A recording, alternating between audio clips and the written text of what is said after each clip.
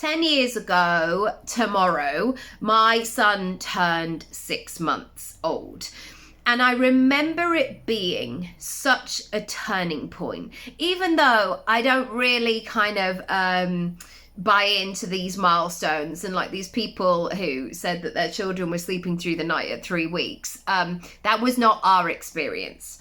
But there was something about that 6 months moment where he was beginning to have food. He was a massive baby as well. So by the time we introduced that food, he was like, great, bring it on. And he's still like that now, even though he's not massive. And suddenly there was this moment where there was a bit of structure to my life and I could plan a little bit more. I think the first 6 months of motherhood was literally like, I don't know when he's going to sleep. I don't know when he's going to wake. I don't know what kind of night we're going to have. Everything was so unpredictable.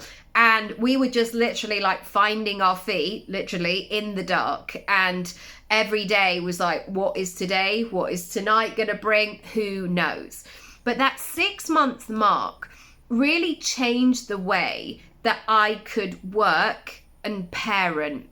And I think those moments of, so I have loads of conversations with clients around this, where they will say things like, I have limited time, but I've got big goals and I really want to do this. And yet, you know, I'm finding it really difficult. And I firstly want to say I totally get it, because this idea that everything is going to be perfect and predictable, and just because you say that this is the way that a Monday is going, for most of us, we can't do that. Like life is busy, life is stretchy, life is unpredictable.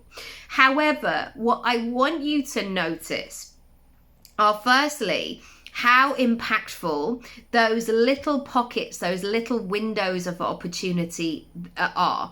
Because sometimes people are waiting for like or they'll say like, I need a whole weekend to do this. I need a free weekend. And then they look at their calendar and actually they're not free for the next 8 months of weekends. They've got stuff going on.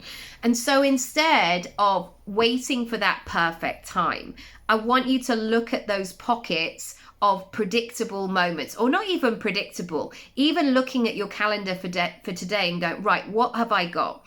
And I really noticed this with my son. I was like, okay, I think you're going to have a really good breakfast. You've had a good breakfast, and I think you're going to sleep for the next hour. So instead of like wasting that time, I really thought, okay, I've got an hour. What can I do with it? If you want to find out more, check out the details below.